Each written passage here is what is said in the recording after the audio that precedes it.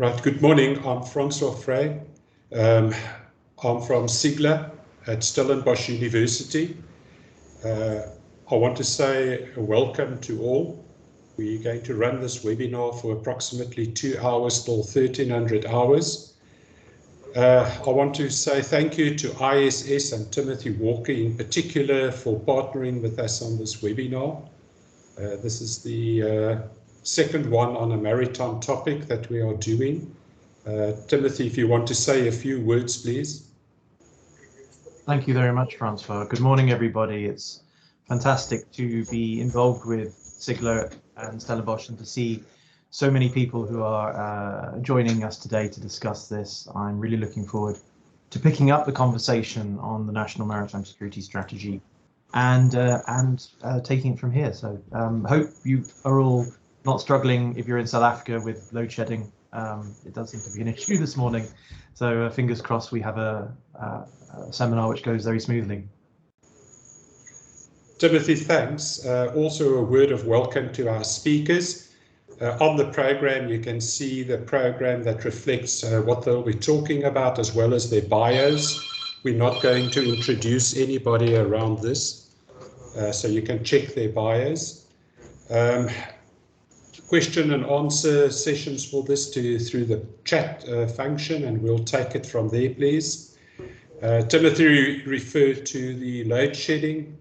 On this side, around about 30, there ought to be a dip, but Timothy and myself arranged the one that falls off the screen, the other one will continue. We keep to the program, starting off with the speaker from the Navy, and then moving on to the panel, Professor Buger, thereafter Dr. Otto, and thereafter Dr. Kamaldeen Ali, and then we'll move to Mr. O'Connell of the UNODC, who will finish up. All the updates and the recording will go on to the SIGLA and ISS pages. And I want to directly move on and introduce the first speaker from my side, who is Rear Admiral Makonto from the South African Navy. He is currently the Chief Director Maritime Strategy of the South African Navy, and he is currently pursuing a master's degree in military science at the Faculty of Military Sciences that's located at the South African Military Academy. Obviously, his position as the Chief Director Maritime Strategy intersects very well with the topic we want to cover. So, Admiral, I want to give you the floor and move over to you, and I will check on this and see if there's a question or two that we take. Otherwise, we'll move directly to the panel. Thank you, Admiral.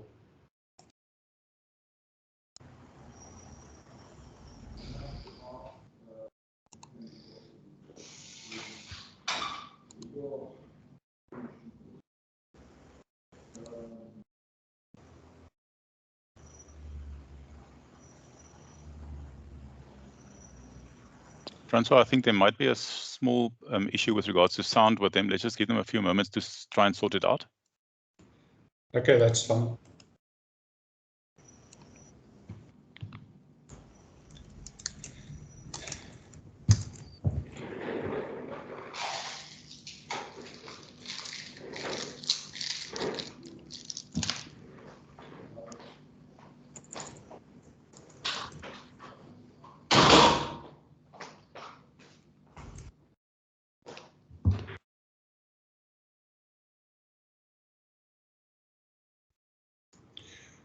Admiral, when you're ready, you can proceed with your introduction and opening and what you want to say from your side. We're listening.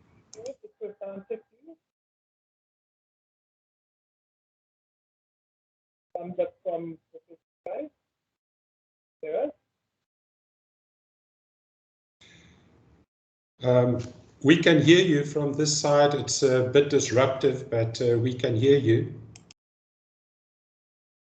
Yeah. That's right.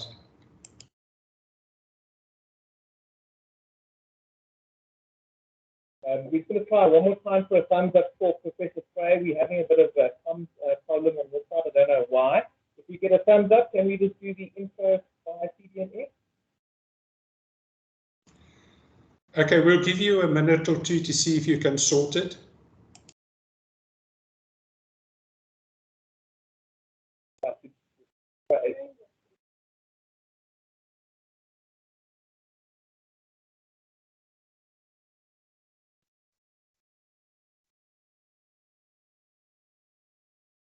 I think they just left to come back in again and see if they can get their sound sorted. I know Lisa also had a problem with her sound and she went out and changed the sound system. She's back online and she actually can hear us. She indicated in the chat line.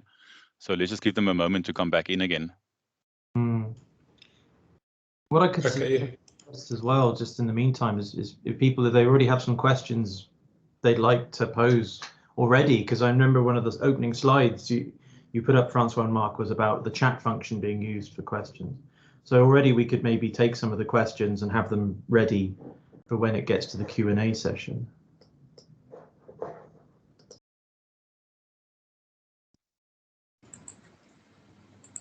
Okay, I see they're back. So like that.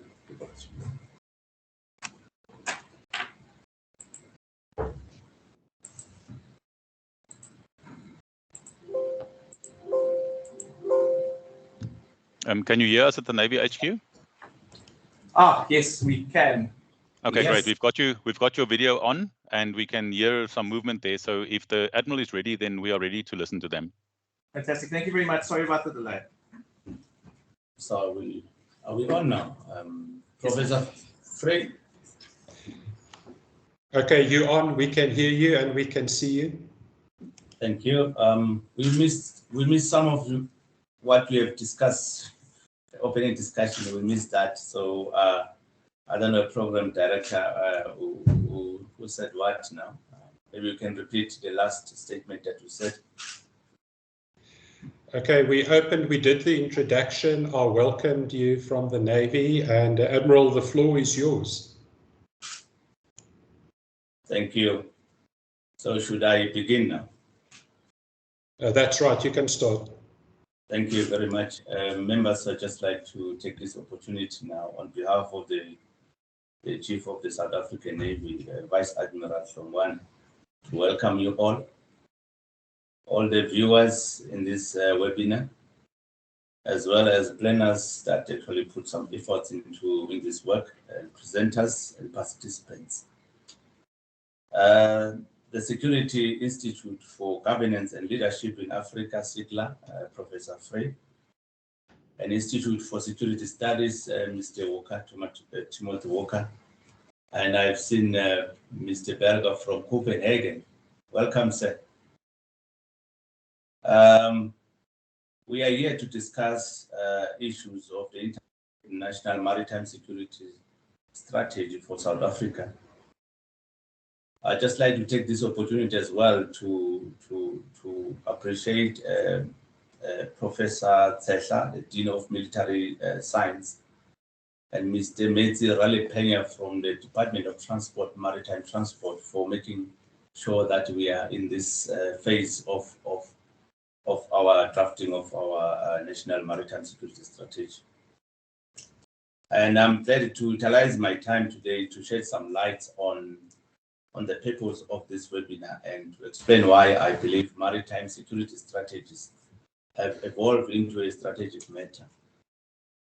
I will also take you along through the maritime strategic landscape, discuss some challenges and opportunities in the maritime domain, take a view at significance of sea lines of communication, and provide my view on the importance of establishing a national maritime security strategy. In other words, our modern globalization, as we know it, is based primarily on maritime security. Some scholars might argue the protection of sea lines of communications, the control of choke points, and the defense of our trade routes are all intertwined with this. Probably it is time now that we pay more attention and finances intellectual resources to this topic. According to Vice Admiral Hlongwane, Chief of the South African Navy, in his keynote address at the 2021 Maritime Security Conference, he stated that South Africa maritime security interests extend well beyond the country's coastal borders. making the country's maritime security responsibility the largest in the southern maritime domain.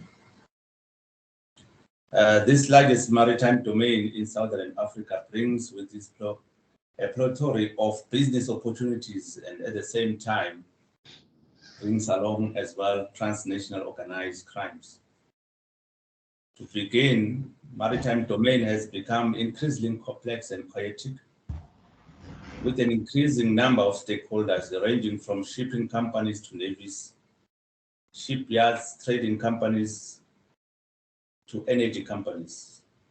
At the same time, there is increasing role of pirates, drug smugglers, human traffickers, maritime militias such as those operating in the northern Mozambique Channel and those in Somalia, terrorists, and most of others who profit from failing governance and failed states.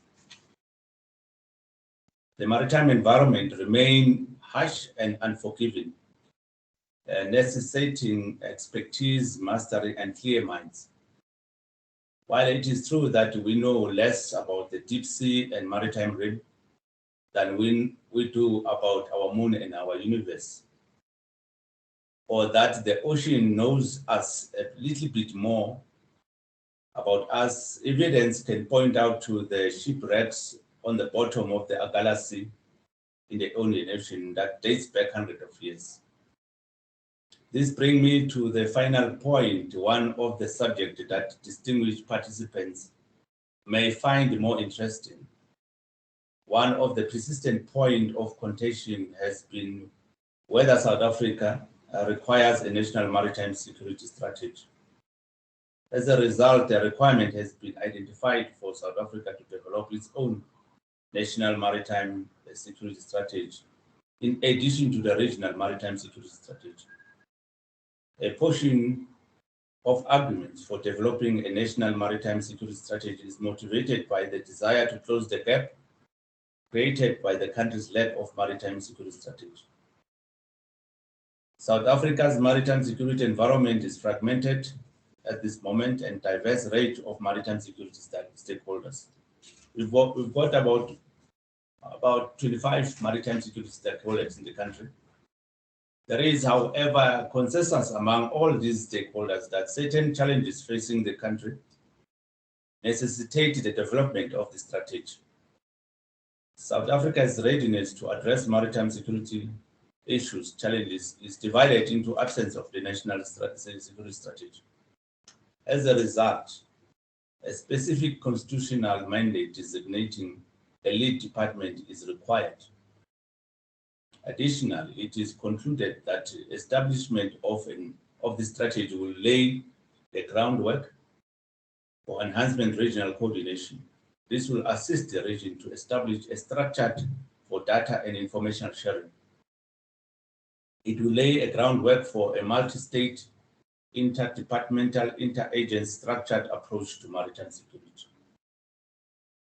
In this modern era, it is simply unthinkable to pursue maritime strategy in isolation.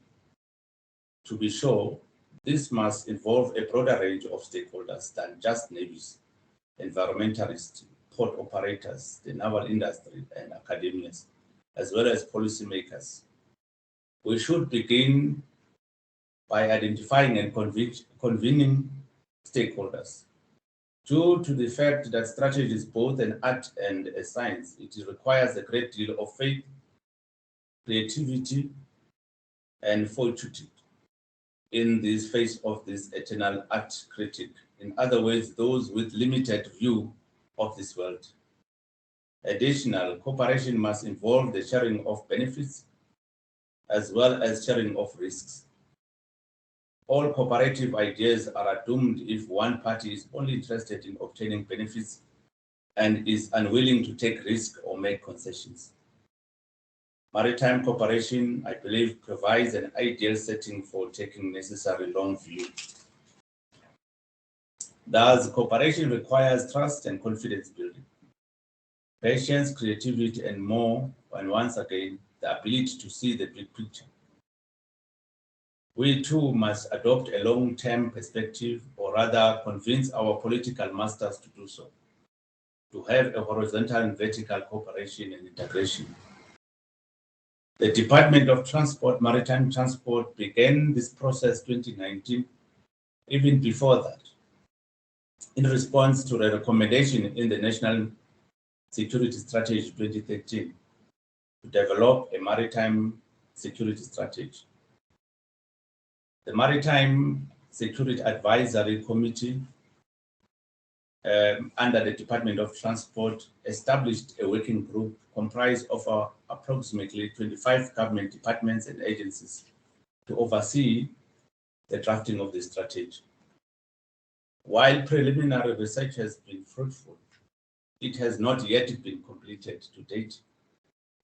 Hence, the South African Navy Chief, Admiral Hlongwane, and the Military Academy researchers indicated their willingness to assist the Department of Transport in 2021. The Department of Transport requested this year from the Secretary of Defense an interdepartmental coordination approach with the Chief of the Navy to develop a comprehensive national maritime security strategy. Hence, we're all here today to make sure that we deliberate on this matter and have a way forward. In short, members, I'd just like to say welcome to this webinar. I trust that it will yield very good results. Welcome all. Thank you very much. Admiral, thank you for those words. And I think it's very important that at your level and the level of the DOT that you emphasize the importance of getting the integrated maritime security strategy ball rolling further down the line, and hopefully it gathers, it doesn't gather moss, but that it gathers intelligence, knowledge and momentum as it goes along, and to master the complexities that come along with it. So I appreciate the time, I appreciate the opening, and that at your level that you can stress this to the audience. And yes, thank you very much, and I would like to move on to the panel, because I do hope that the panel that we put together by way of Professor Christian, Dr. Otto and Dr. Kamaldeen Ali, that they will pack flesh around the words of importance, the words of the imperative. And I will chair the panel with my colleague Timothy Walker from ISS. And the first speaker in the panel that will outline the importance of such a strategy and the benefits, not so much the detail for South Africa, but the benefits of getting such a strategy on the table and to start looking at the advantages that it brings about beyond what people normally expect of it.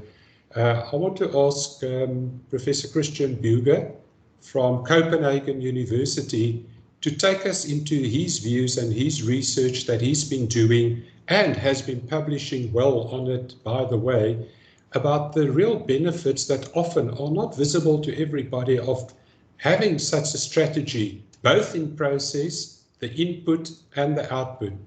Thank you, Christian. Thank you so much, Francois. Big thank you to the Admiral, but also SIGLA and the ISS for having this very, very important discussion. Maritime security strategies seem to be all over the place, but often we do not actually think a lot about why do we have them and what is their purpose. So what I'd like to offer everyone today here is some general thoughts about maritime security strategies. Why are they being written, and with what of kind of different objectives in mind? And I leave it to the audience then afterwards to question what are the strongest benefits actually of having maritime security strategies. Now, perhaps to start with, there's a significant proliferation of maritime security strategies all around the world for about the last 10 years, and it really starts off in 2012, 2013. Piracy is a main driver in all of that because countries recognize that they actually do have a lot of maritime security activities going on, and they're trying to find a way then to make sense of these activities. So basically starting in 2013, all across Europe, but also increasingly across the African continent, there's this drive towards writing maritime security strategies. Why is quite obviously the first question.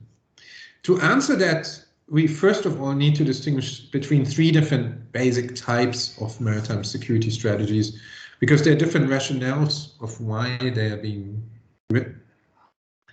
The first type are bottom-down strategies. That is literally the highest level of government decides, perhaps the president and so on, announces that the country should have a maritime security strategy, and then he basically tasks one ministry or some agencies in doing that.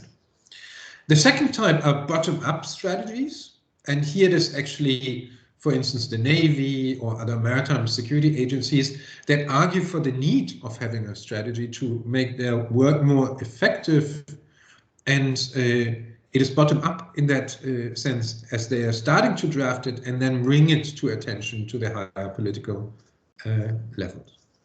The third type is where the rationale for writing the strategy is primarily external, and that can be various push factors in the sense that there's that a country is being asked to write a maritime security strategy, or pull factors in the sense that there's a consultant on offer, or that there's money being offered for doing a maritime security strategy.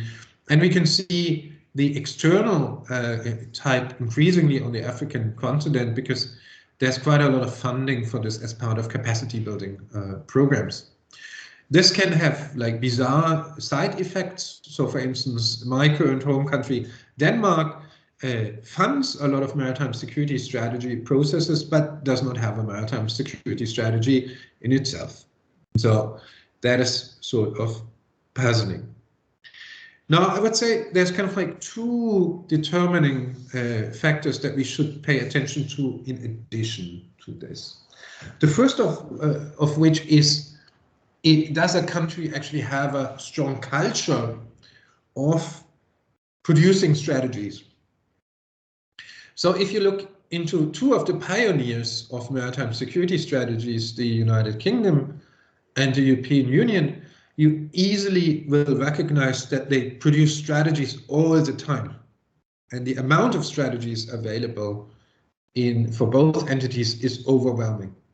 The European Union publishes a new strategy at least twice or three times a year that has some relevance to the maritime, whether that's a general security strategy, a regional security strategy, a maritime strategy, and so on. So that's one of the drivers in the background. And it also is then linked to the more general question that I assume we will come back to later, the question of how a maritime security strategy is nested or linked to other security strategies or other strategies. When we are going to hear later from Kamal, we're going to hear, I assume, a story of how a maritime security strategy became a more general maritime strategy. So this is one of these relationships that we can see there. Now, what's the purpose of writing a maritime security strategy? I think there's a range of different ones, and let me just quickly talk you through that. There might be something that I'm missing, and I'm curious to learn about what is not in this list. The first purpose for having a maritime security strategy is symbolic. And here the main purpose is to have a strategy, be capable to show to others that you have a strategy, and it is primarily about being recognized by others as a maritime security actor on the international stage. And there you can be cynical about it. It's just a fashion to have one, and so on. But there's some symbolic value here. The second one is sense making. And here we're talking about the idea to develop a shared understanding within a country or a regional organization of what it actually means by maritime security. What is part of it, what is not, what falls under maritime security, what falls under, let's say, counterterrorism, or falls under ocean governance or blue economy, and so on. So it's a sense-making and sorting exercise. The third one is prioritization. That is to identify what actually matters more and what matters less. What are the key priorities? Now, not all strategies do that. Many strategies have a long bucket list and don't conduct any prioritization. But some strategies actually do, and they identify a number of priority areas. So this is one of the key functions then of such strategies. The fourth one is gap spotting. And here we are talking about an attempt to identify areas where there's not enough activity, the gaps in the current provision. That can be activity gaps, that can be capability gaps, that can be in terms of staff and training and so on. And here then the objective is to develop new projects and activities that could fill these gaps. And you see this often being part of strategies or the action plans, as is the case for the European Union. The next function or purpose is to provide a framework. And what do I mean by that? It is the idea to provide a framework for already ongoing maritime security activities.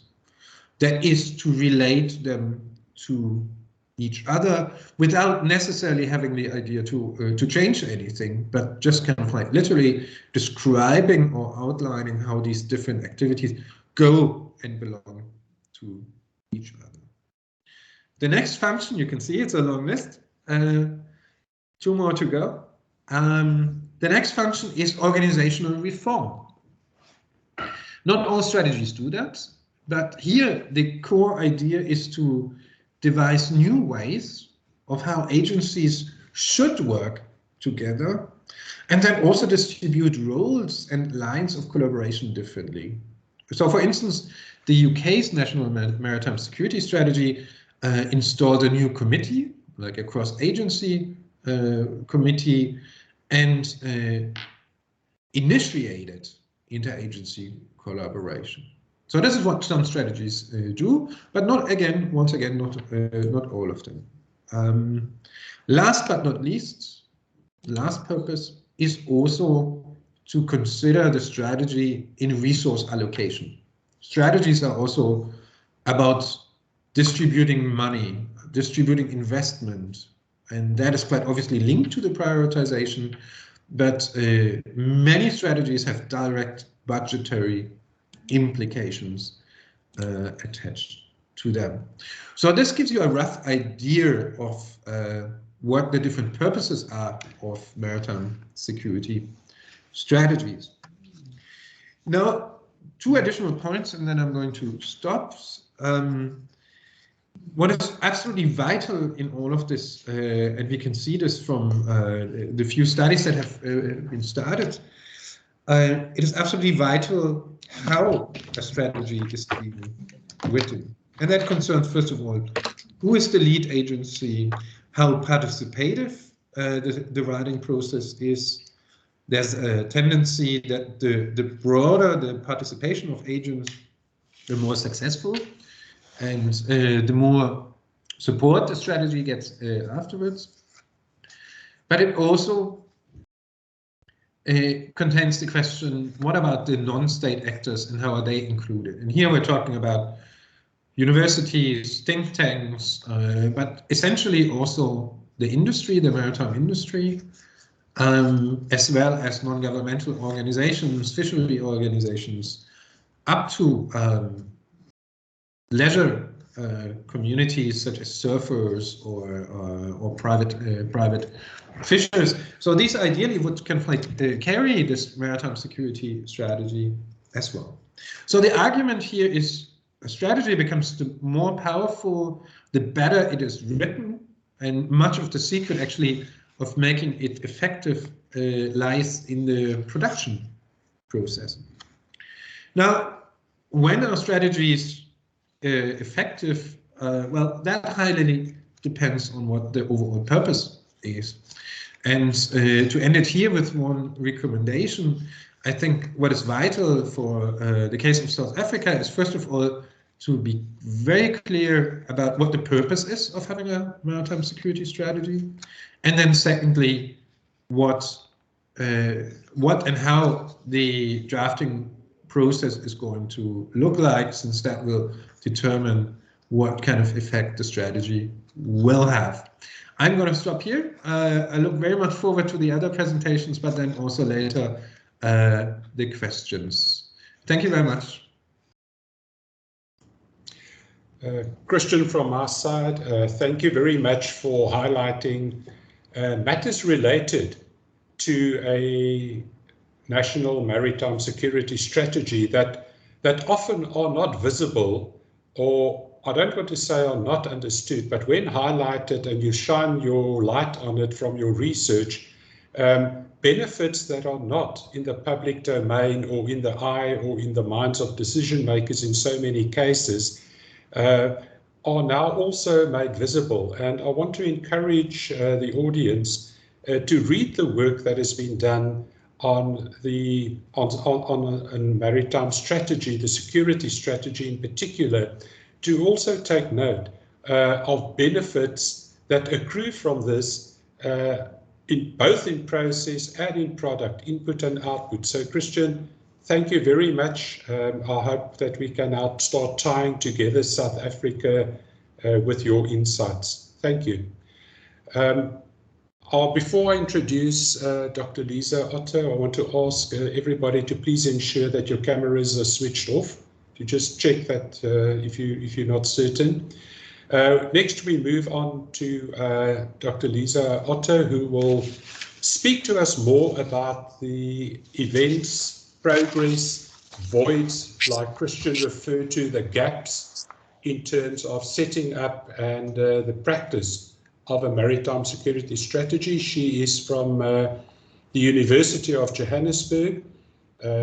She works with us from time to time, but I also know that she does more intensive work. For example, the book that she recently published, an edited book with Springer, that is related to the maritime security globally, and a particular chapter, for example, on navies. So Lisa, please, we're listening to you. You can take the floor, and looking forward to hearing from you.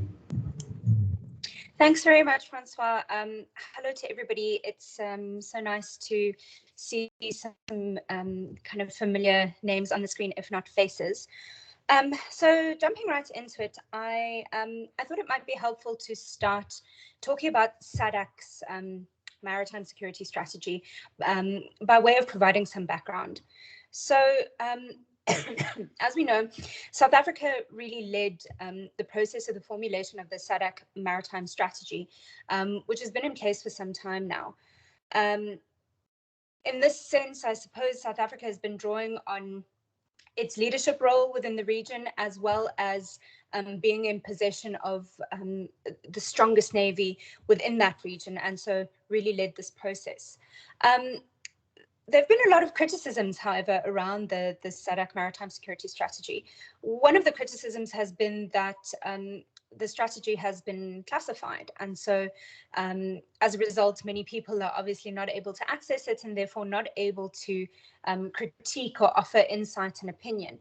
Having said that, from conversations with people who are familiar with the strategy has focused very heavily on piracy, which I think is an interested, albeit misguided approach for the SADC region, because it really has it looks like it has jumped on the bandwagon of piracy, which has been obviously a significant challenge in various cases around the world, including the African littoral. But it misses the opportunity of actually looking at the maritime domain more holistically and seeing what kind of challenges are actually really emerging within that context, and upon which SADC should therefore focus. There's been some effort at reimagining this, but again, it remains to be seen whether the likes of ourselves are able to provide some input into that process. South Africa then has obviously recognized the need for the development of a national maritime security strategy. And this process has been ongoing for some time. It seems, however, that this has been really slow. The last engagement I personally had on this matter was 2.5 to 3 years ago. And since that time, we've not really seen what more has materialized coming from the department that has been leading this work. And so that would lead one to believe that the process is stalled. What's more, it seems that the process is kind of siloed, and this is something that I think we see in the context of the maritime domain and maritime security issues in South Africa more generally. There tends to be a lot of kind of possessiveness around jurisdiction over certain issues, and as a result, not a great deal of cooperation between different departments who have jurisdiction over certain issues. Of course, in this sense, maritime security and the maritime domain involve many different sectors and many different stakeholders within and outside of government. And so I think that this is something that is worth mentioning. It touches upon what Christian was saying earlier as well, is how do we engage different stakeholders and how do we ensure that a process that's taking place is not siloed and actually includes the needs and the interests of different actors within within this space. So this seems to be the kind of status of the development of the South African Maritime Security Strategy. The Department of Transport has been open to some inputs, but again, this is a classified process, and therefore the extent to which those inputs are taken on board and the level of critique and general participation that scholars, think tanks, and other actors are able to have in this process has therefore been limited.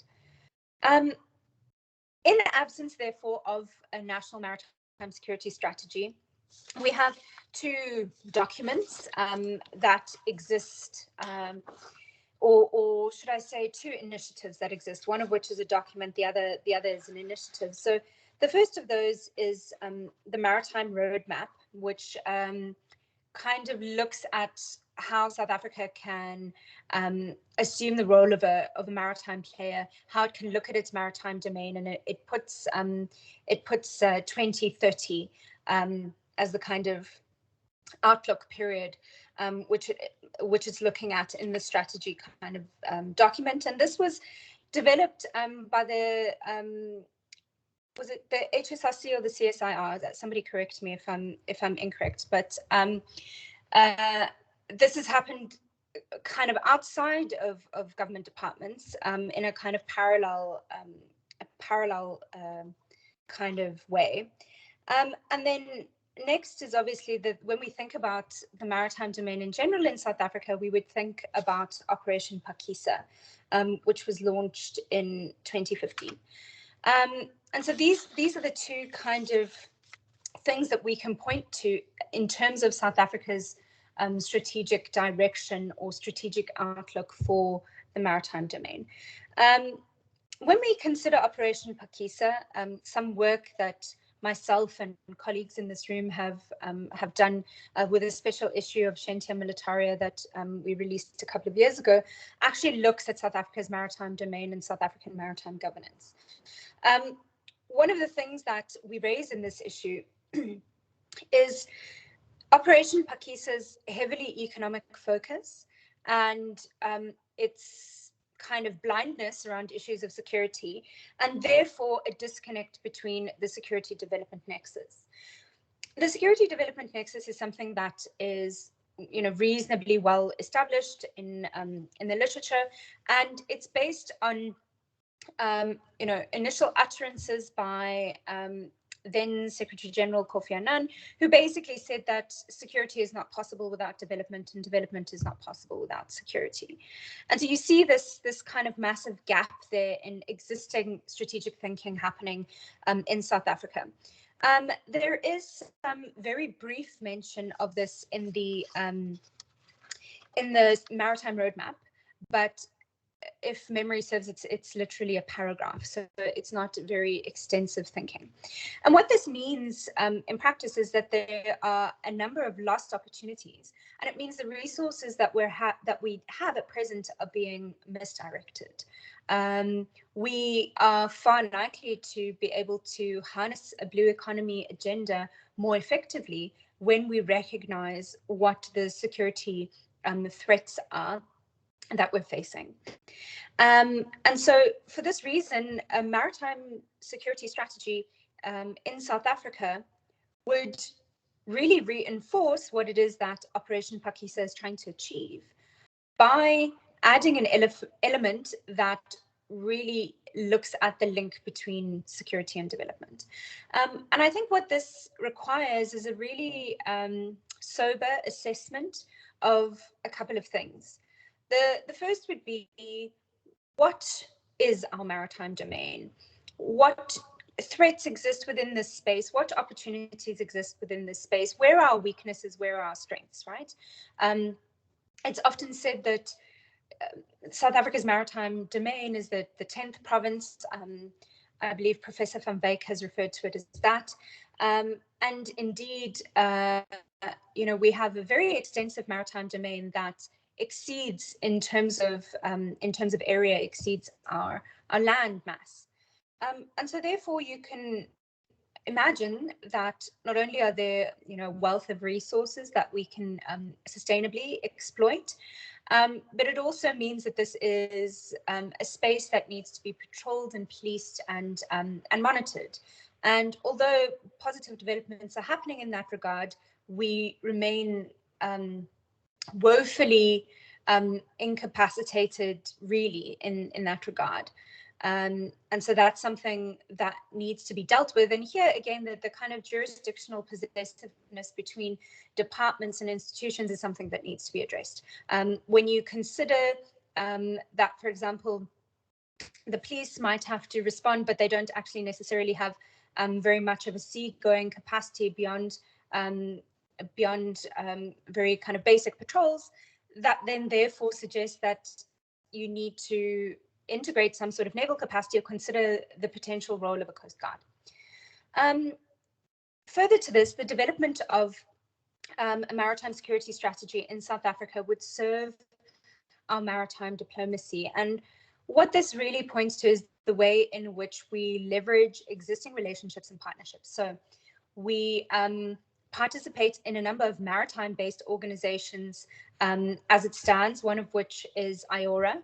And really a strategy would allow us to be more effective in how we deploy our diplomatic practice in order to make gains that serve our national interest, many of which would point to, as we know from our national development plan, big challenges that we face is joblessness, high levels of poverty, and a rising Gini coefficient. So these are kind of things that obviously Operation Phakisa wants to address, why it has an economic focus, but the way in which we can leverage these opportunities and leverage our partnerships would be much strengthened through a cogent security strategy as well. This would allow us to enhance the partnerships that we have and really make the most of a geostrategic location that we enjoy and a vast ocean space that offers a multitude of opportunities for us that we of course need to be mindful about how we exploit.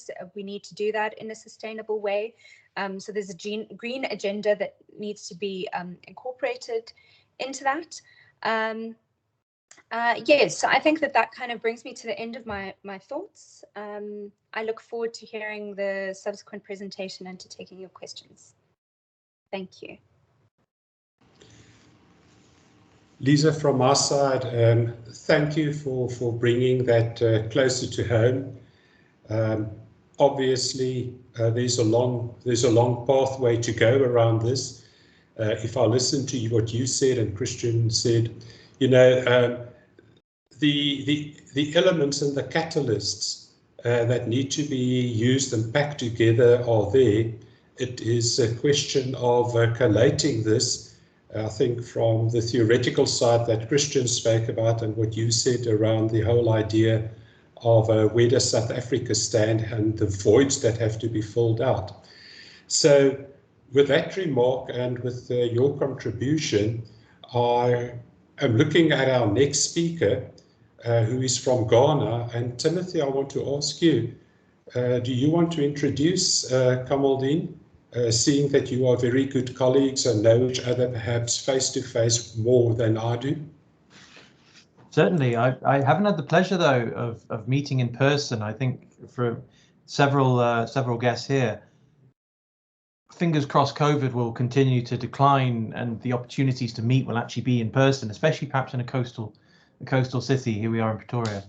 But Dr. Kamaldeen Ali, many of you might know, has been, I would say, the foremost expert on the Gulf of Guinea maritime security situation. He published a book, I believe, which correct me if I'm wrong, might be I think based on your PhD, which is I think a go-to text for anyone seeking to understand the dynamics of West African maritime security.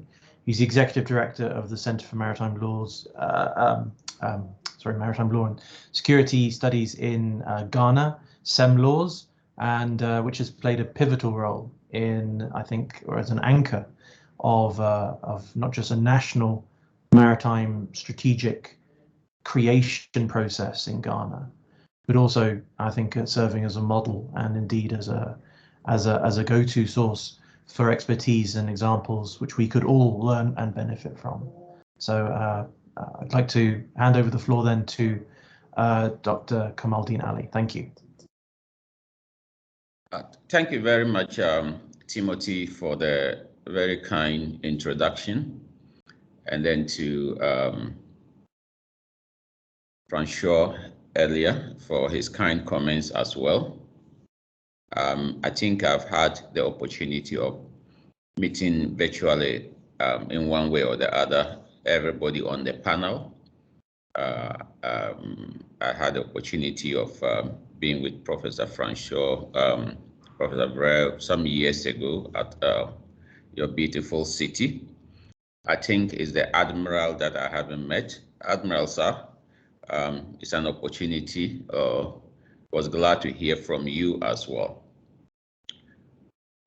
My, of course, as somebody who has spent 20 years in the Ghana Navy as a naval officer with administrative responsibility, touching on law,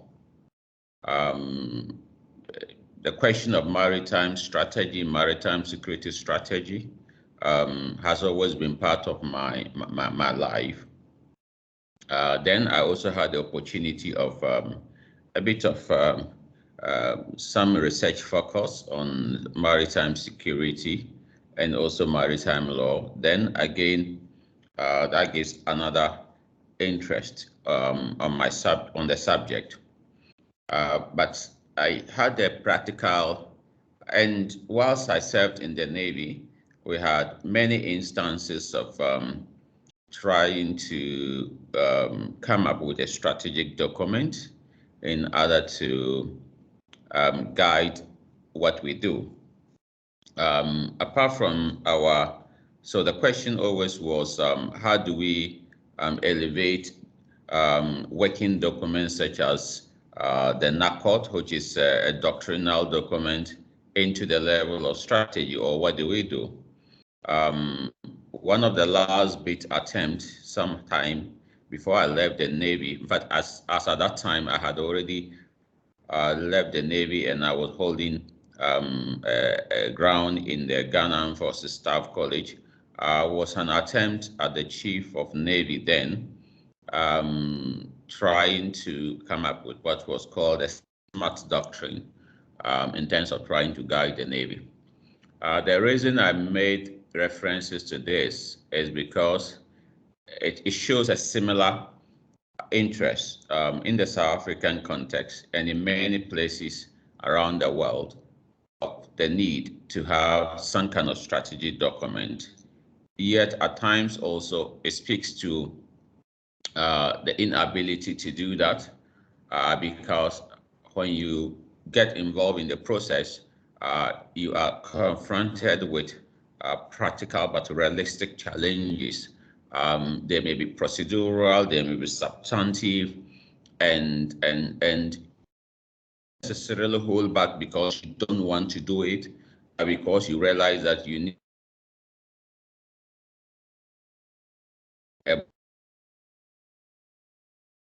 other.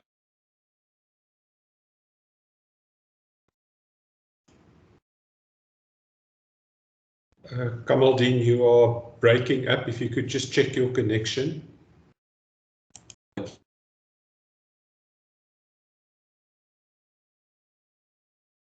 To able to achieve this. And can you give me a minute? I'll just check this. Okay, thank you. It seems you're back on. Yes, let me just check this, Prof, and then I'll see maybe I may have a better connection here. Okay, you okay now on my side? I'm okay now.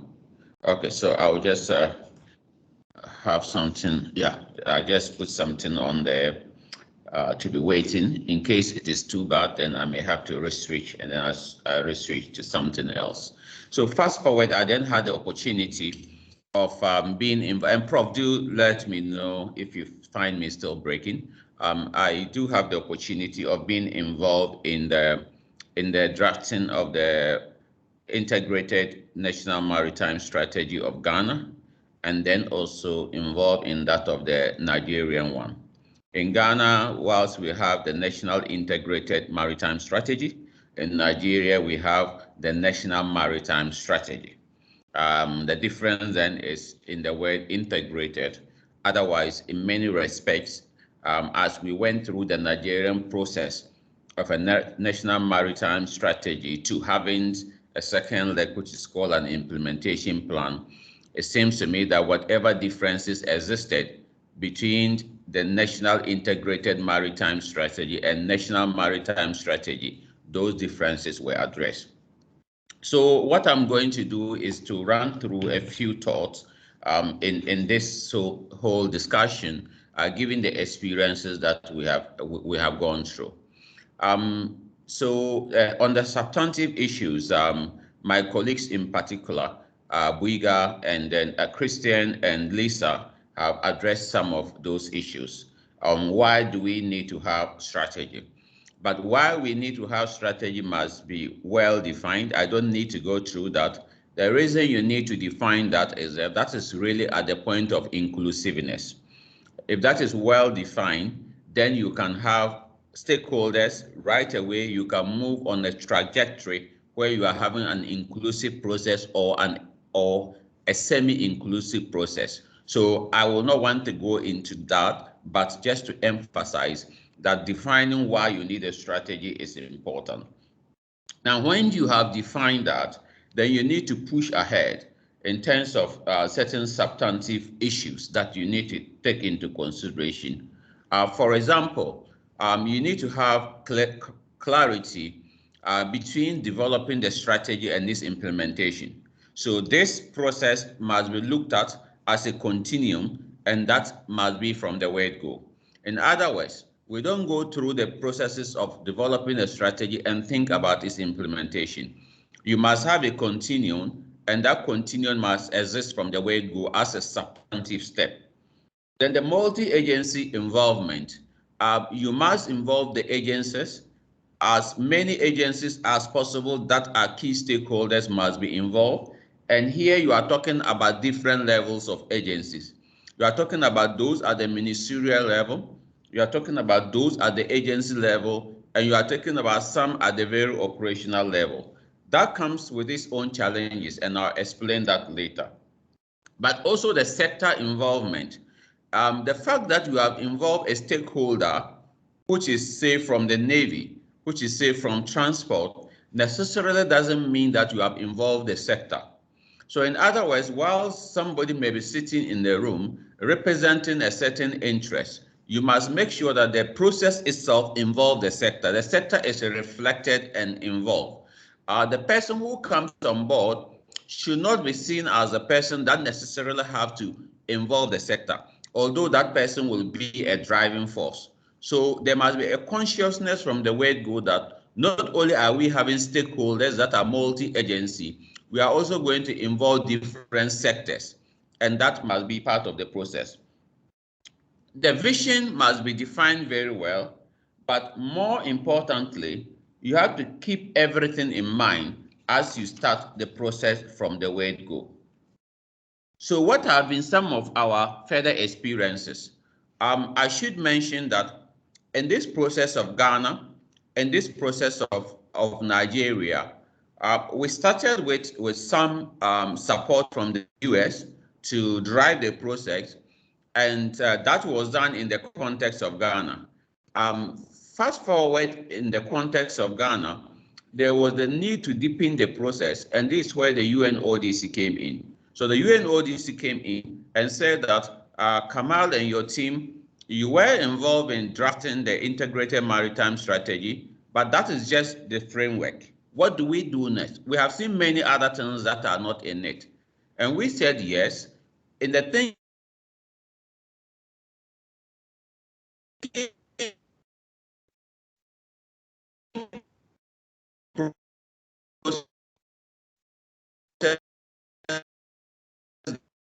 that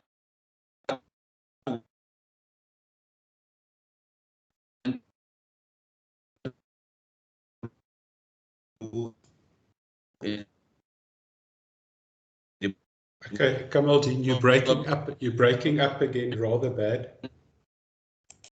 Let me see if I just shift a connection, whether it works.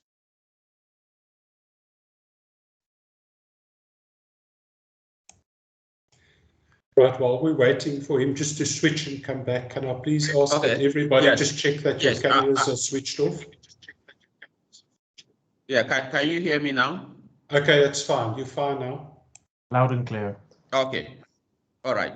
Okay. So that is where you have to make that distinction, and then you may need to separate an implementation plan from the strategy, especially when you are talking about a maritime security strategy in this context, because a maritime security strategy really will go into the fine details of many discussions that are not of interest to many people, but that are very, very key to Navy and very key to other stakeholders. So that is very important for you to have in mind. You need to keep the stakeholders in interest. In other words, there must be ownership. And how do you elicit ownership? You must design a process and use certain tools. And in our experience in Ghana and Nigeria, we came across a number of tools, of course, working with the UNODC, that we were able to develop and use.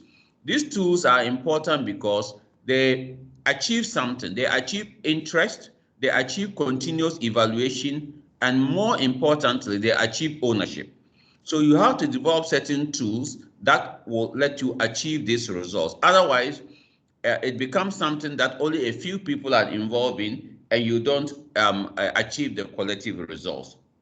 You need a very strong writing team, a writing team of people that write as in the word, but people that also do what I call the lead thinking. The lead thinking is important because you think through over the night or the few weeks that you are not working and bring things on board, but you don't necessarily do the things and come to impose in the group that is driving the development of the strategy. You lead them into that discussion so that they can have ownership. So not necessarily are you having people that will be good in writing, but they should be able to also lead and be able to elicit interest. You need to find a way of balancing what will be the teams. Here, I realize more that we are thinking in the context of a maritime security strategy. But then the question is whether we will want to link the maritime security strategy to the broader sectors, for example, a sector like blue economy. If we do that, then the question then is who becomes the driver of achieving the objectives of the blue economy?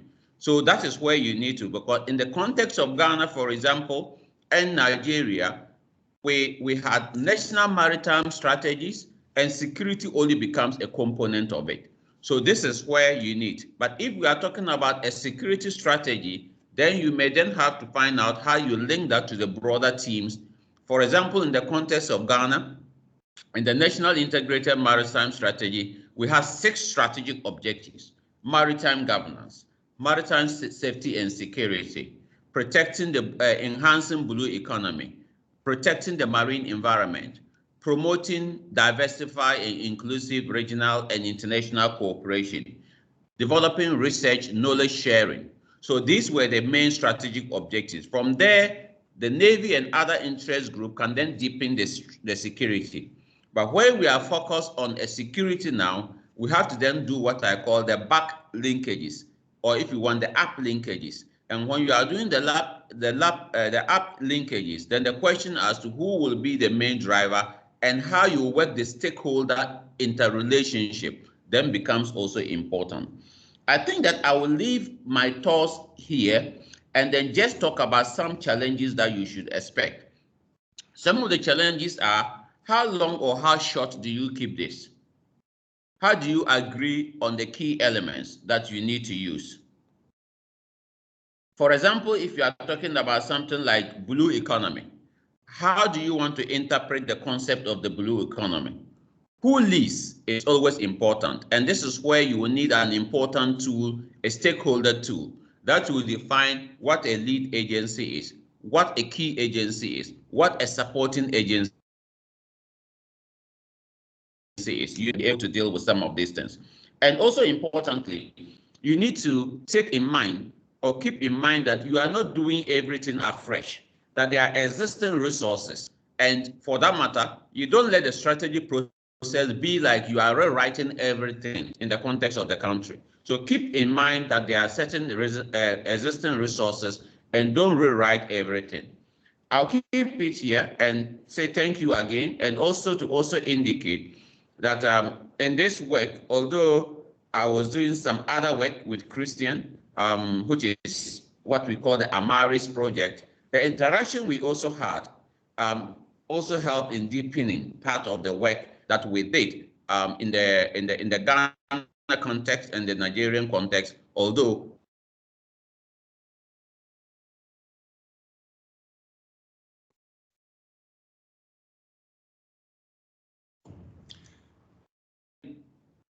something went wrong. Yeah. Yes, the fact that the UNODC was involved, which was external, didn't really mean that they drove the process. The process was still a Ghanaian or a Nigerian-owned process. Thank you very much. Right, from our side, thank you for sharing those insights from a practical part, working in setting up a maritime security strategy in your part of the world. I think there are lessons to be learned around this. And yeah, we've heard now from somebody who's been working with this, and that is type of a little bit of a snapshot or a window around the continent of Africa of quite a number of countries that have been involved in getting to better grips with their maritime domain, getting to grips with matters of strategy, and those that eventually got to formulating a strategy, of which the execution, of course, is the tough part once you've mastered the whole process of getting everybody on board and getting them to buy in to eventually move forward in this complicated process in formulation and execution. So this is what the panel members had to say. I noted there's quite a number of questions that came up. Timothy, I want to ask you, do you have a question you think that we should type of pitch to the panel now? There's a few things which are coming up, and I'm just taking my point of departure from one of the things Christian said around the value, the exercises for a strategy, and in our case in South Africa, the symbolic side of maritime strategy, the requirement or the box it ticks sometimes is pretty essential for sort of making sense. But it seems that the goal of this is to make this, when I say this, I mean if it's a maritime security strategy or if it's a national maritime strategy, and I picked up the distinction between what Kamaldeen was saying in West Africa, about making it a matter of public interest, and therefore getting the interest of the public sustained on a regular basis. That seems to be the issue still, and that links in a big way to the prioritization that was mentioned.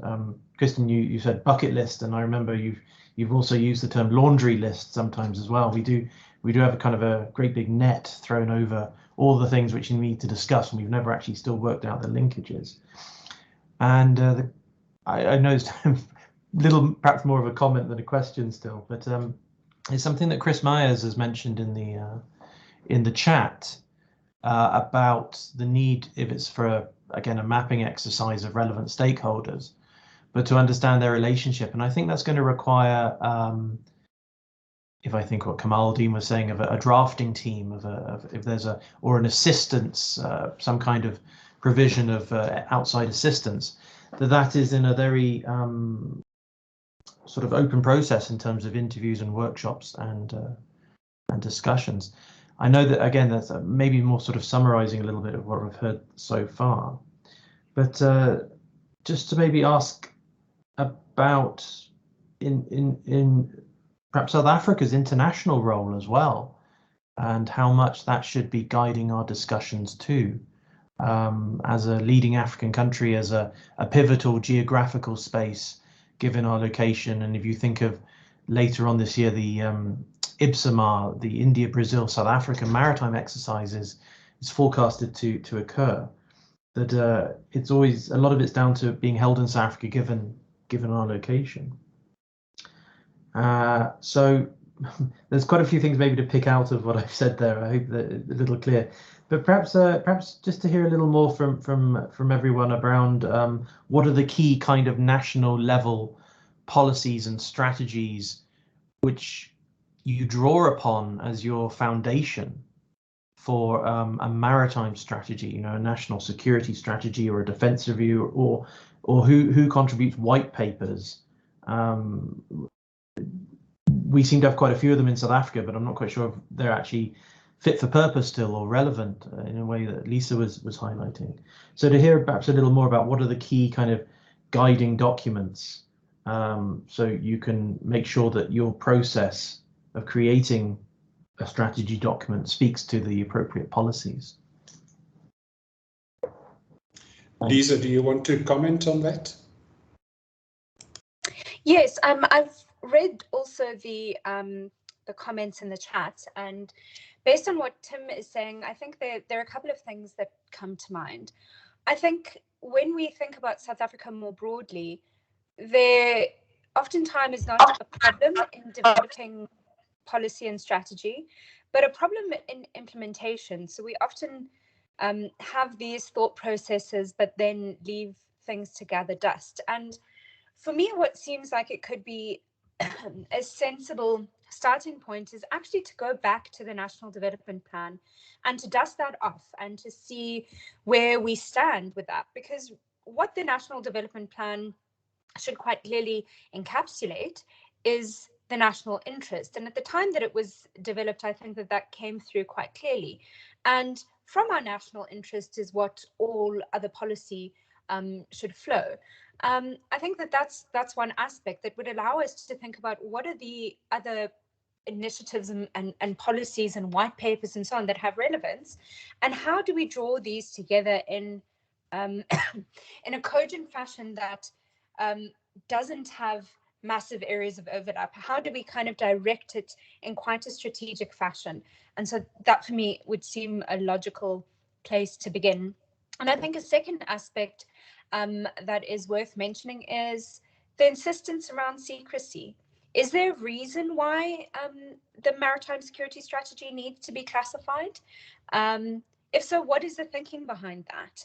And how then do we actually have a meaningful process? Because we can take things external in the way that Tim and Kamaldeen have suggested. But if that document and the process around its creation ultimately remain classified, then how do we know what it is that we're contributing to, and how do we know that the end product is really serving these very wide sets of interests and stakeholders? So those are just a couple of points that I wanted to raise at this juncture. Thank you. Thanks, Lisa. Christian? Yeah, thank you so much. I'd like to pick up a couple of questions from the chat, and the first one concerns the stakeholder mapping. I think it's absolutely vital if you're starting a strategy process, to know who these stakeholders are and who should be part of it. Francois actually has done an amazing book chapter last year where he provides an overview with his co-authors on who the key agencies are in South Africa. So that could be one good starting point in this case, but quite obviously it has to go beyond the state. And in that sense, I would also all invite you to have a look at the methodology that Kamal actually has developed as part of the Amaris collaboration, which is de facto a mapping tool for how to identify who should be part of the strategy process and who's part of the maritime security governance system. That brings me to the second question on the lead agency. Who should take the lead? And that is absolutely critical. There is usually some tensions around the Navy, because if the Navy is in the lead and driving the process, it tends to be very efficient, but it quickly becomes a naval doctrine, and it can easily alienate civilian authorities, but then also NGOs and so on. If you, however, do the opposite, then there's always the risk that the Navy does not take an interest and is not very well integrated into it. So there's no good solution to it. Many countries have the Ministry of Transportation in charge as an entity that can be a good broker. That's the case, for instance, in the UK, where it's the Ministry of Transport, and they broker the relationship between different agencies. I think the work that Kamal is doing together with SEMLOS also holds important lessons here, because here we are actually talking about a local think tank running the process, acting as a facilitator and broker. So that could be a valuable model for South Africa as well. It's SIGLA, the ISS taking over such a role. But of course, it makes it then more difficult to ensure the political buy-in into the process.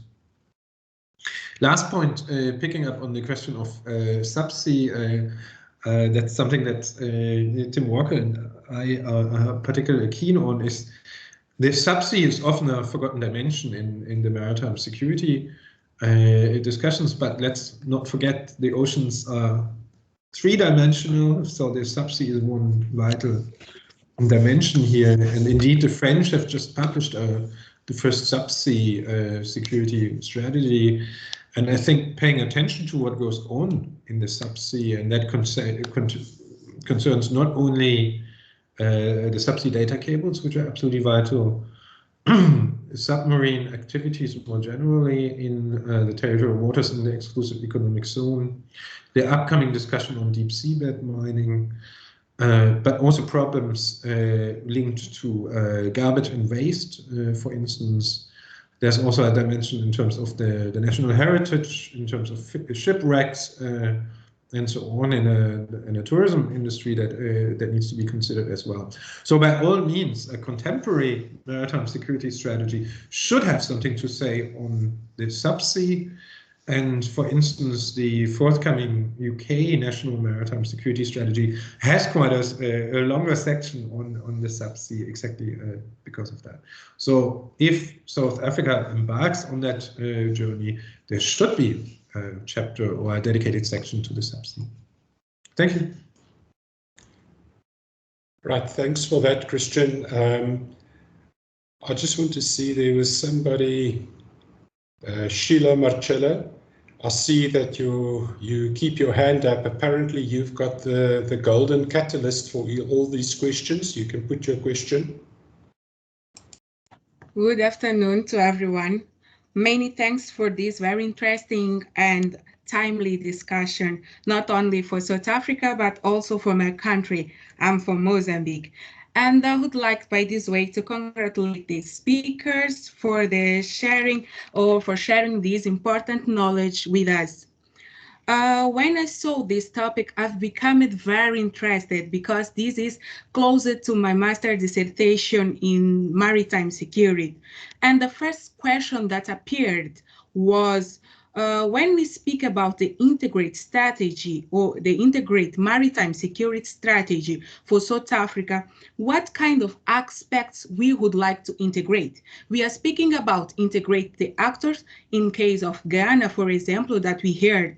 Now, we are speaking about integrated methods, the interest, what are the key aspects that we need to integrate, and how can we integrate these aspects? The second question, and that for me is very interesting and problematic question, is about the actors. One of the most hard tasks in maritime security strategy can be to manage the relationship between the different statal and not statal actors or stakeholders. In this sense, I would like to hear from you, what are the best way to structure these actors in order to solve first the problem of duplicated responsibilities, second, the problem of competition between the actors for few resources, and third, to ensure the maritime security in best way we could. Many thanks for this opportunity. Thank you for that. That was quite a landscape that you asked. If any of the speakers would care to comment, I also want to ask Admiral Makonto that you are welcome, perhaps with the one referring to Mozambique. If you could also perhaps chip in from your side if there's something you want to respond to.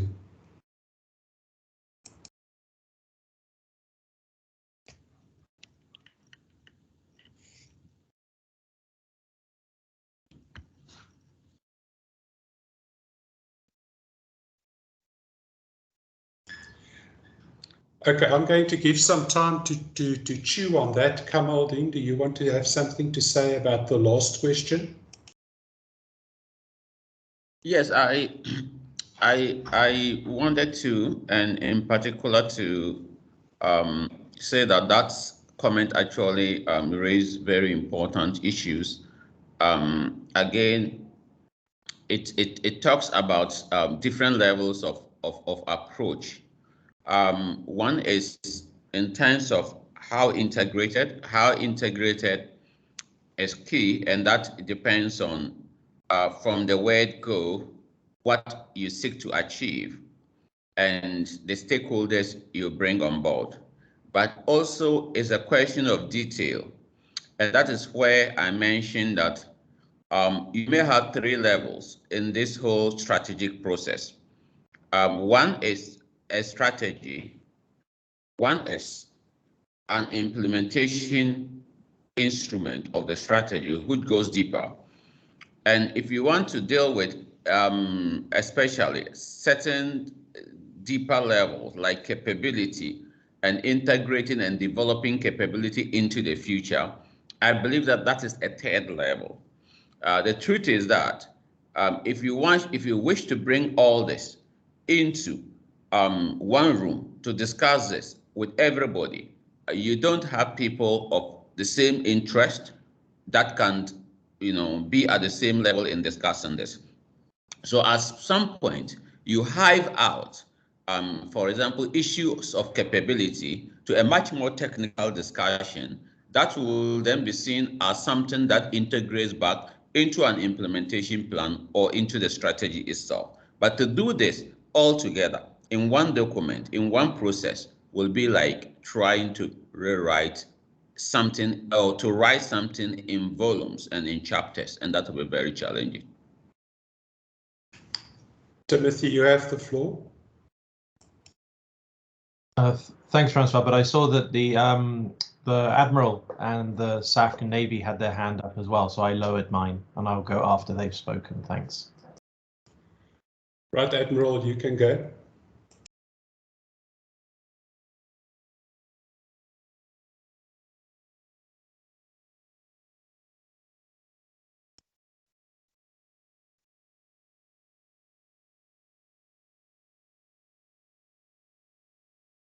Admiral, do you want to respond to that question?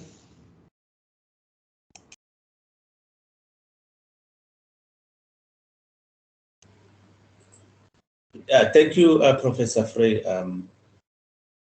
Though I missed some of the questions from the lady in Mozambique, I think we can be able to assist her in terms of some of the approaches into, if she's writing about the SEDEC and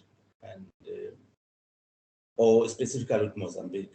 We have actually discussed some of the issues that are actually happening within the region extensively from my directorate. I think my director here might be able to share some of the ideas, but if she's interested in some details, we might be able to share with her in terms of now governance and not implementation of some of the policies within the integrated SEDEC maritime strategy and what might be the challenges associated with that. Is there anything that you'd like to share with us? Maybe she would like to know about the Standing Maritime Committee in terms of implementation. What was the question? Maybe she can repeat the question. Prof, I think if it's possible that if she can paraphrase the question again. With respect to SADC? Yes, with respect to SADC maritime security challenges. Yeah. I didn't hear that. Yeah, Marcella, can you perhaps direct your question more directly and in a shorter format to see if the naval contingent that's in the meeting, if they can respond to your question? Okay, I'm going to read my question. The first one is about the first one is about the integration, what we want to mean when we say integrated maritime security strategy, what we want to integrate. In looking for what you have been speaking, for example, in case of Ghana, I could understand that they integrated main actors, but what are the other aspects or the key aspects to integrate in a maritime security strategy? This is the first question. The second one is, what is the best way to structure the actors? Because we know that the maritime security have or deal with different actors. In this case, we have the problem of duplicated responsibilities. The second one is the competition for resources, and the third one is the problem of difficulties to ensure maritime security. So how can we organize these actors? What is the best way to organize them? Okay, thank you for that. We can see what they can answer briefly, and if there's a longer conversation, it would be good if you can exchange some contact details to get a better answer.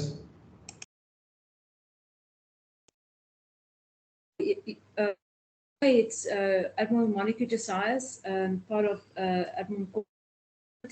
Yes, we would like to exchange contact details because we have been working very closely in the SADC environment.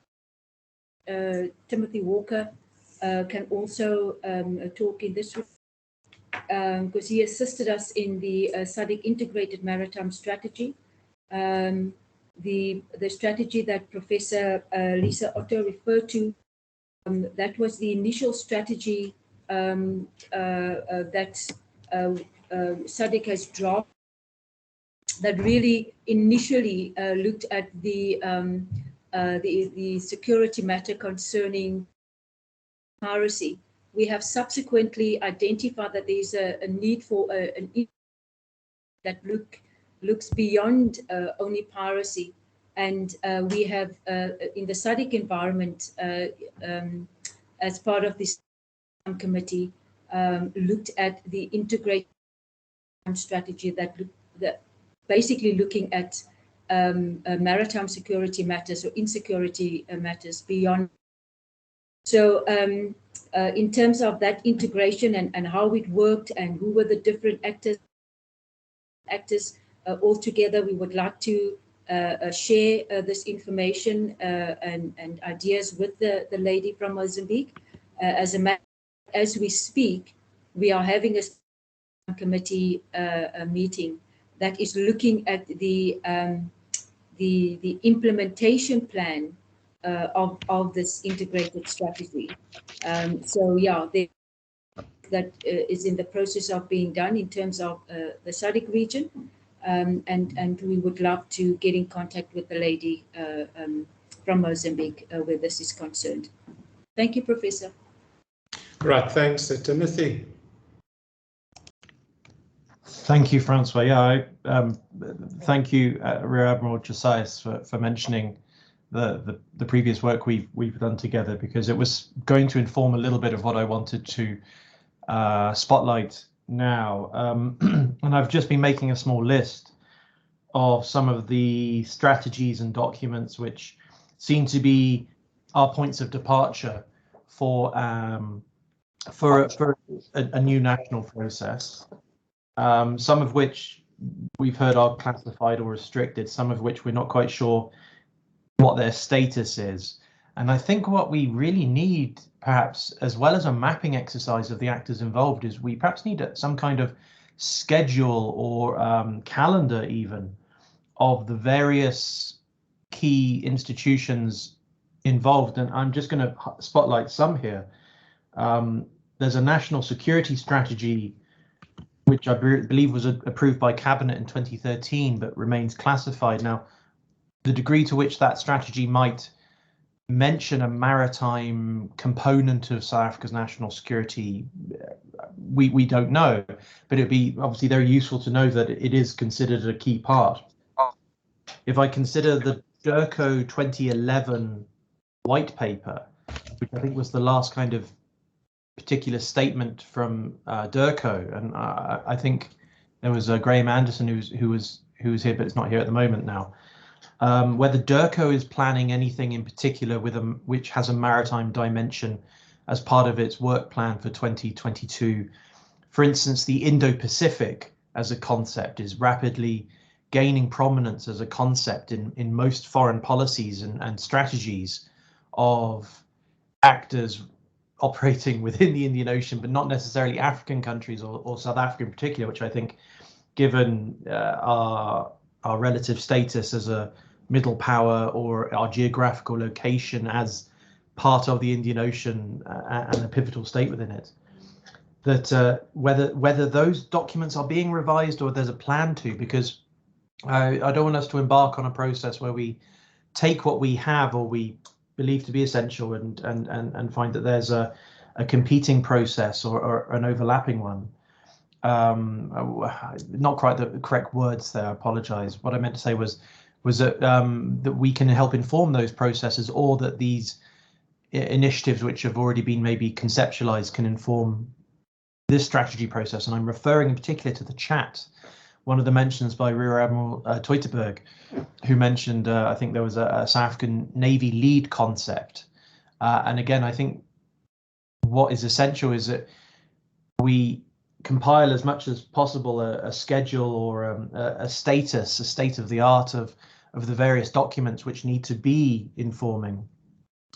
And not necessarily, I would say, wait for one or the other to be revised or adopted, or to wait for something to be implemented, but actually be aware of what's required and then take it forward. So we've got DIRCO white paper, we've got the 2015 Defence Review in South Africa. We have the National Security Strategy. We have the 2017 Comprehensive Maritime Transport Policy, and I see there's a few colleagues from SAMSA. I'm not sure about the DOT. I'm just trying to scan through the participants. who might be able to speak about that as well, because the Comprehensive Maritime Transport Policy is an essential component of this national plan, as well as the Department of Environmental, Forestry and Fisheries now. They published in 2014 the National Environmental Management for the Oceans Plan, the NEMO white paper. And again, if there's something in the works, as it were, for that as well, because unless we have a clear idea that something is going to be revised, those remain, in a sense, our policy points of departure, as sometimes as perhaps old as they are, and escalating above the national level, just to look at the AU and the SADC. And it's fantastic to hear, obviously, that the SADC Standing Maritime Committee meeting is taking place now or this week, and that the Integrated Maritime Plan and its implementation plan is being discussed, because obviously we need to dovetail with those plans as well, and have almost, in a sense, then a calendar again of when those documents are likely to either be adopted or validated, or if they're going to the heads of state level, for instance, to be received there as well. Because if that's the case, and that document then gets adopted at that level, then that becomes a huge sort of lighthouse to guide the correct way forward for the national level, to make sure that they're aligned. The final one is the Border Management Authority, which I see has had if you look at the Parliamentary Monitoring Group website and the various discussions around that, there's been quite a few presentations recently about how institutionalized the Border Management Authority is becoming. And it's still not entirely clear, though, what that means in the 2030s, when it seems that the Coast Guard would be incorporated within the BMA. And so quite a range of documents, quite a range of updates required, or next priorities for these departments laid out. And it seems to me that, and I'd like to hear from anyone, perhaps Antony can speak on the National Security Plan and the high-level review, because I know he was a part of the panel.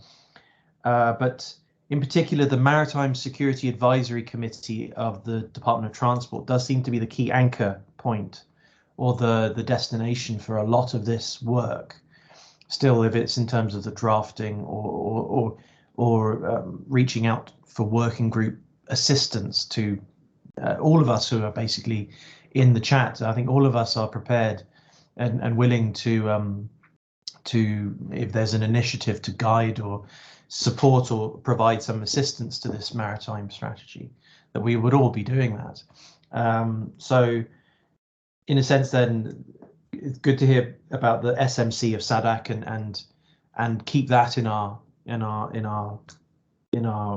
vision for the time being, as well as perhaps thinking of convening not just what Chris mentioned, the mapping of agencies, but also a schedule and an update on dates and progress of the implementation of various documents, and whether that is something which could be brought to the Maritime Security Advisory Committee in South Africa, and if so, then thinking again of schedules and calendars, when the next meeting is, or when the next opportunity to convene and bring all this assembled information together, because it does seem we still, like I say, need to have that backdrop, which will inform these deliberations. Thanks, Francois. Right, Timothy, thank you for that backdrop of that you understand rather well. In preparing for a different research project, part of the literature that I've worked through type of does this trade-off between a departmental lead and having an overarching entity or agency that compensates and makes provision that you include as many as possible actors at the policy level to counteract the idea of a departmental lead that type of, by the way, attends to this or tend to prioritize their own type of agenda within formulating a maritime security strategy. But that's just by the way, because I see that that's what I got from the literature in reading that promotes organizational review. But I want to ask Antoni, do you want to respond to the comment that Timothy made from your participation at this level? Yeah, good day. It's good to see lots of friendly faces. And we still have the ability to meet Francois despite the looming Third World War and our electricity blackouts. I want to make a comment and ask a question. The comment is that following the President's opening of Parliament speech, SONA, you know that he asked the security cluster to come with a security plan. And what he wants is the National Security Council to oversee a process of establishing an implementation plan of all the recommendations made by all the various panels over the last couple of years relating to intelligence, but maybe also touching on other elements of the security sector. And I'm in conversation with some of these people in the presidency because Minister Gungubele is now tasked with overseeing civilian intelligence and this process, I think.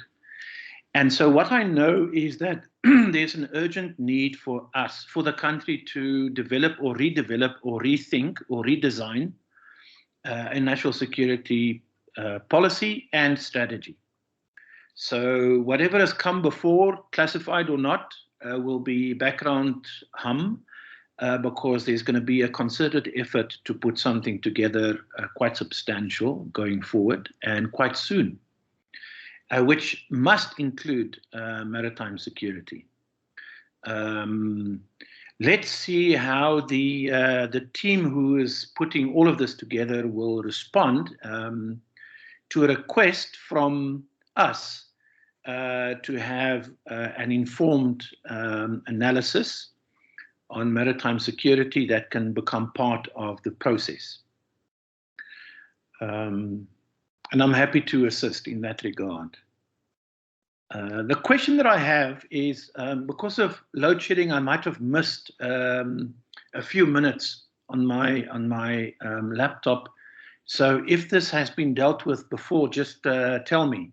But my fundamental question is whether the country needs an integrated maritime strategy or a maritime security strategy. I've asked this question before. When I look at West Africa, they've got an integrated maritime strategy. SADC seems to be driving, flogging this horse, a maritime security strategy, which previously depended on its understanding of the threats in the Indian Ocean. But I mean, there's a very strong argument to be made when I come back to South Africa, our National Development Plan, which is now getting a second wind or breath or legs in the process of being redefined or refined, redeveloped. And given the failures of Operation Pakisa and other failed policy interventions, is it not true that we need an integrated maritime strategy? So for the panelists, thank you very much. Antoni, thank you for that. Lisa, can you perhaps respond to that? I don't know if Christian Buge is still on board. I know that he's got another appointment coming up.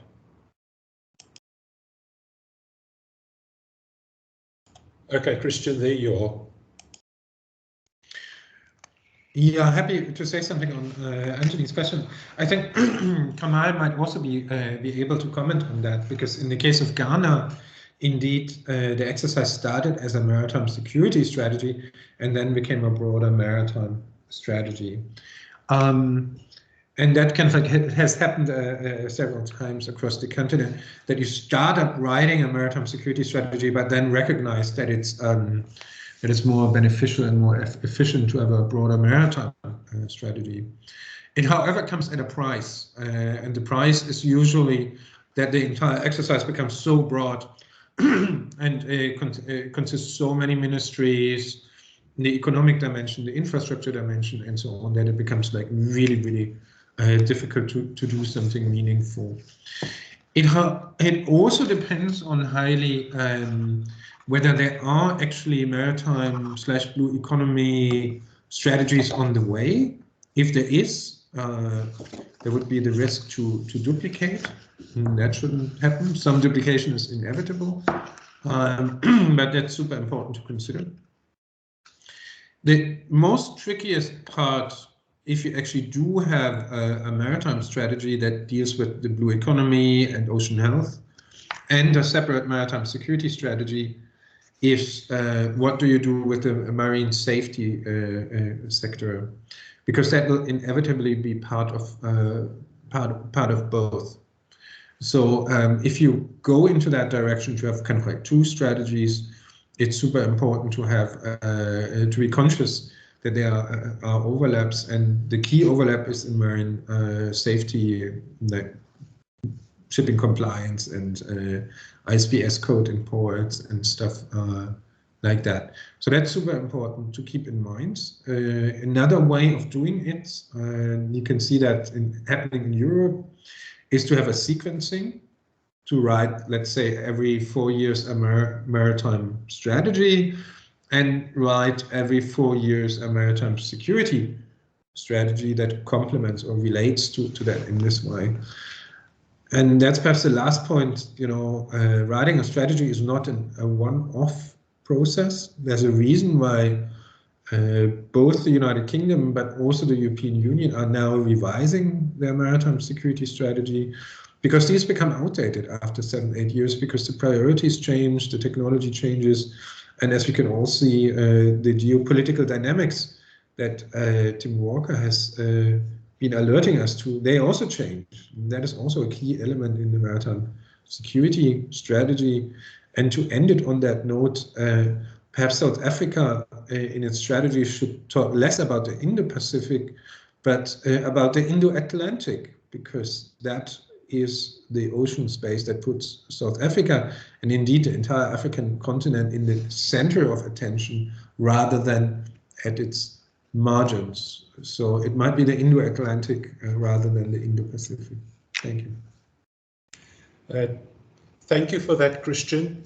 We're very close to moving to our closing speaker, David O'Connell from the UNODC, which I would ask to follow on when I'm finished, and then possibly Timothy, if you could just give a forthcoming attraction before you say goodbye to everybody. Would you like me to do that now? No, after David. Certainly.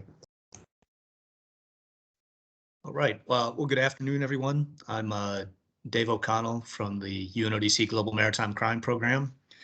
On behalf of UNODC GMCP, I'd like to first thank SIGLA and ISS for organizing this event today and for including UNODC's input in the process.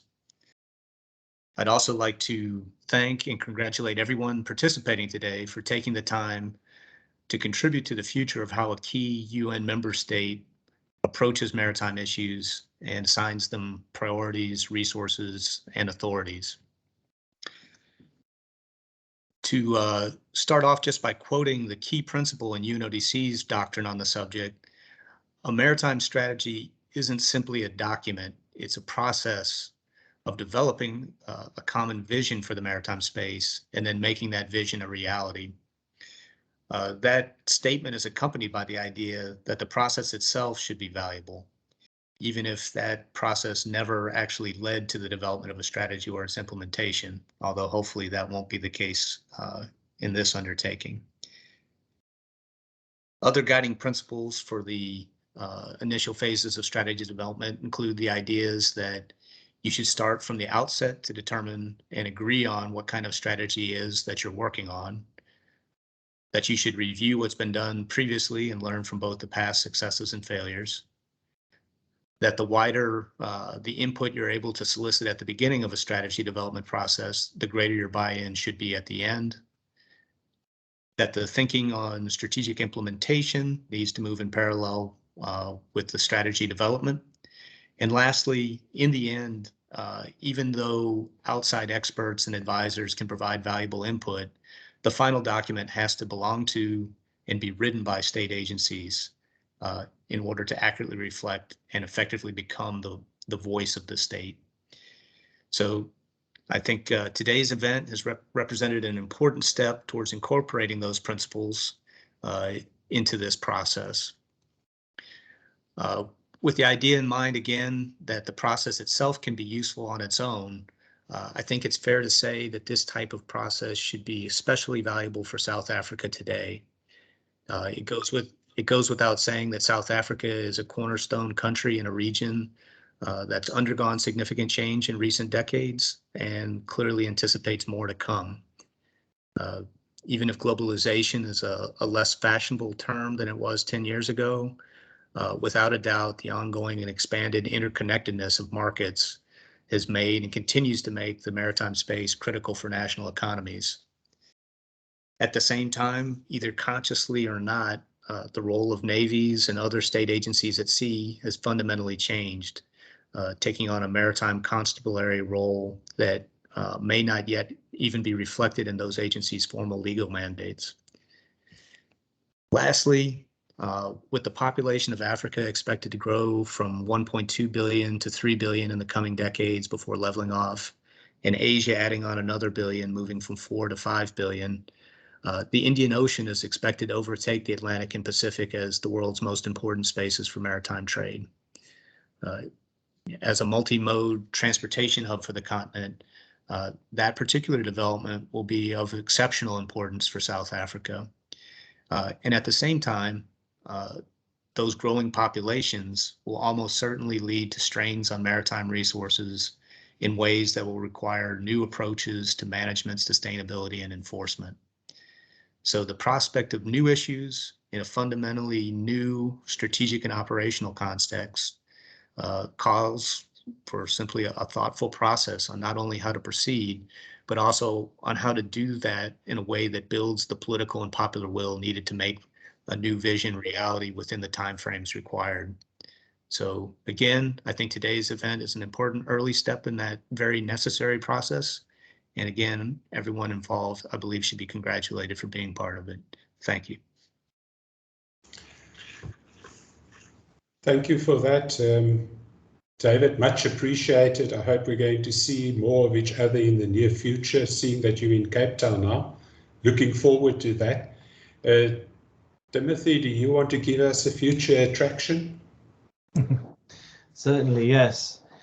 We have several milestones and opportunities that come along, which we can, if it's emphasize the national maritime strategy or security process and its requirements, together with, say, events which are taking place in South Africa coming up. Next month, I believe we have the Chief of Navy's Maritime Security Conference in Simonstown, which I believe is being organised by Creative Space Media, and the launching later on this month of the first IPV addition to the South African fleet.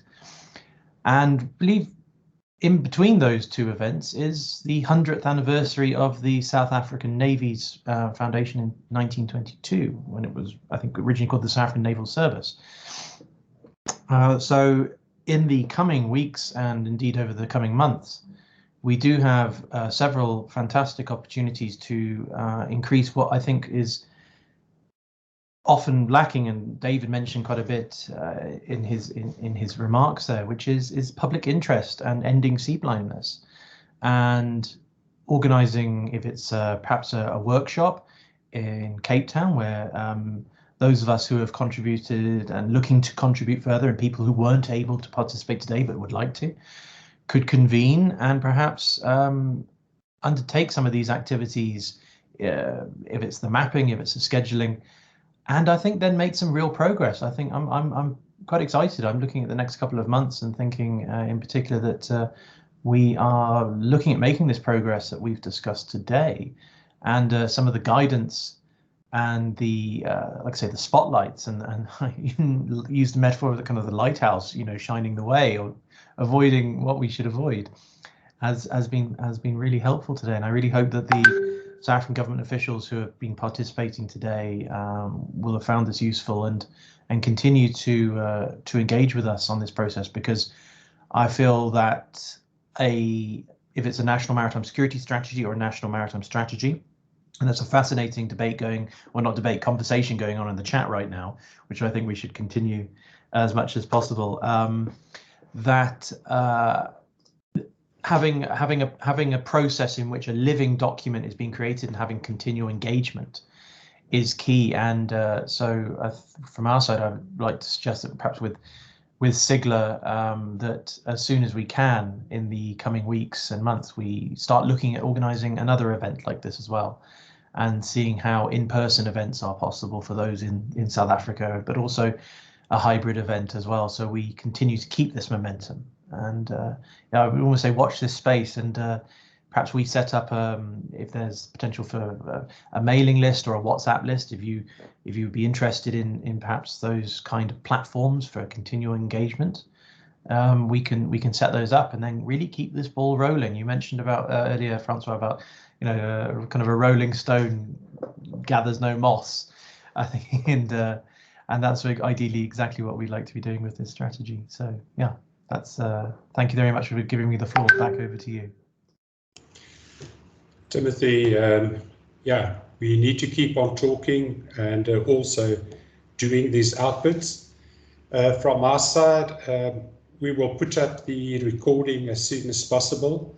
I do have a distribution list where I can get this out to everybody that participated, listened, spoke today. So we're almost at the end of our time frame. Word of appreciation to everybody that participated as the speakers in the panel.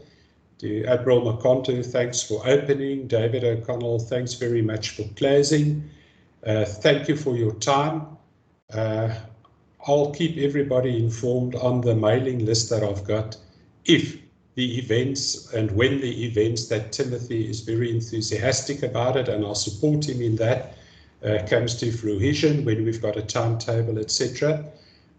Best to all for this week, also for the weekend, and hopefully we'll go back to normal power very soon. Thank you very much. Thank you very much, Francois. Thank you very much, everybody. Thanks, Francois. Just remember to stop recording. It's a pleasure, everybody. Bye. Bye. Thanks, everyone. Bye-bye.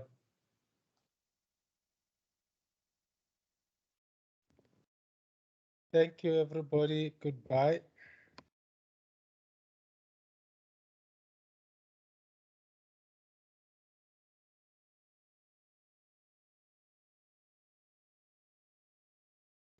Okay, Timothy, I think we can leave now. I just want to make sure that I stop the recording. Okay, I can see it still. I think it's still recording, but